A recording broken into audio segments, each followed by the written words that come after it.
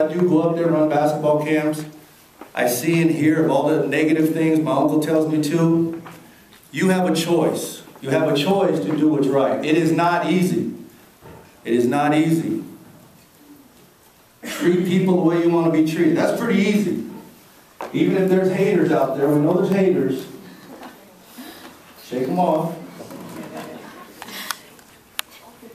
Do your best. Do your best. Right, Denny? We're going to get the math grade up. And listen. It's very important that you listen. Today you're going to hear a lot of people talking. Some of you are going to be like, oh, I'm in Lincoln. That's all I'm here for. But there's more to it. The University of Nebraska is the greatest university in the United States of America.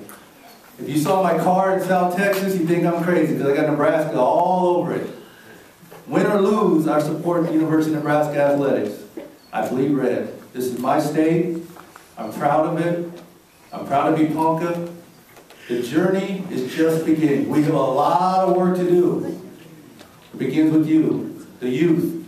Can't do anything about your parents or your grandparents and people like that, but my goal is to start with this class and move to the juniors and sophomores and ninth graders and to build up something wonderful and proud of. Before I end, is there any questions? I had some questions about the NBA, the lockout, anything? Yes? When did they get out of the lockout? When are we going to be out of the lockout? Yes. Right now the owners have locked out the players because there's a collective bargaining agreement. The owners have lost millions of dollars over the last couple of years. And unlike football, basketball doesn't revenue, the TV contracts aren't that big. So you see Allen Iverson and Kobe Bryant and LeBron James making $100 million. The owners are not making enough money back on their products, so they're losing money. So they're saying, we're going to lock you out, we want smaller contracts, otherwise we're not going to play. Who do you think is going to win? The players. The players play, but I think besides Kobe, LeBron, Dwight Howard, I think most of them are hurting in the pocketbook right now. Personally, I think the players are going to cave in. I think the owners are going to win out. When it's over, how do you think the Houston Rockets will do? I hope, because I work for them, the Houston Rockets are going to do well. We got a new coach, Kevin McHale, came from Minnesota Timberwolves. No more Yao Ming. But we got Luis Scola and we got some other players that are going to be good. So the West is tough. Dallas is good. The Lakers are good. So I hope 4th or 5th will be good, realistically. Anybody else? How was switching from college to NBA? How was the experience? That's a great question. I actually came up here yesterday and I watched Tyler Bullock's workout. Tyler went to North Star, and he's trying to be a professional basketball player.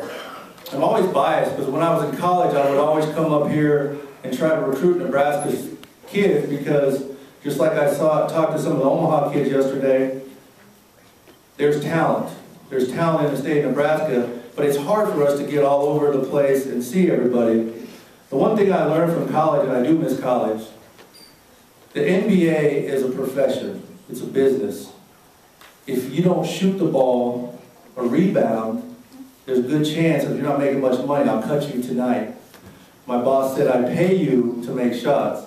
He asked one of the players at halftime, what would you like, window or aisle? We were like, what do you mean? He said, if you don't make another shot in the second half, I'm going to ask you, do you want a window seat or an aisle seat? Because Jay's going to take you to the airport. So it's that cutthroat. And so needless to say, he didn't miss a shot in the second half, and he started using that more. But it's business. It's business. It's fun. I miss the college interaction. This campus is vibrant. The stuff you can get out of here at UNL is awesome. There's so many things you can do, and that's why I'm pushing my kids. And if you go to Wayne or somewhere else, that's fine too. But I'm really pushing my kids to go to this school here, to be involved in the activities, not just sports. I didn't play but I was a student manager. And I traveled with the team. I got to see the world. And, you know, in the early 90s, football team won 3 national championships. And unbeknownst, the basketball team was winning too. So we had a lot of success. And you want to be a part of that. Because I believe Lincoln bleeds is the heart, and it bleeds out to the rest of the state. We have a lot of kids who maybe don't know a lot about their native heritage, like you did. Can you give, what advice do you have for them? That's a good question. Like I said, this is all new to me. I mean, the first thing I did was sit down with my uncle and find somebody that's in your native tribe, or dig and do your research, and then sit and listen. Rule number 1, listen. Because I don't know. I didn't know anything about it. Slowly I'm learning customs, the language, the arts. I got married last May. I actually had a traditional native wedding, burning the sage, praying to the 4 winds. So I'm learning as I go, so I can interact with my students and do that. Books. Who am I? You know, all these books that you can come across. Go to the library, look up stuff. Find somebody that's in your community, or go do research on who you are. Ask Miss Judy. She will tell you. I lean on Miss Judy a lot, even for today. Somebody has more experience in this. I can't do this by myself. I'm learning, and I'll get better, but lean on somebody else, and that's okay. Anybody else?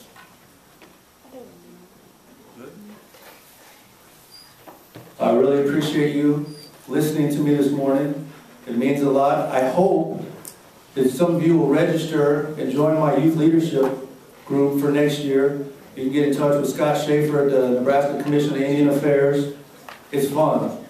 We did a lot in 2 days. We saw UNL. We had a lot of speakers come in. We saw the Huskers win a football game. We met know Coach Sadler really well. We met Dennis LeBlanc down to academics.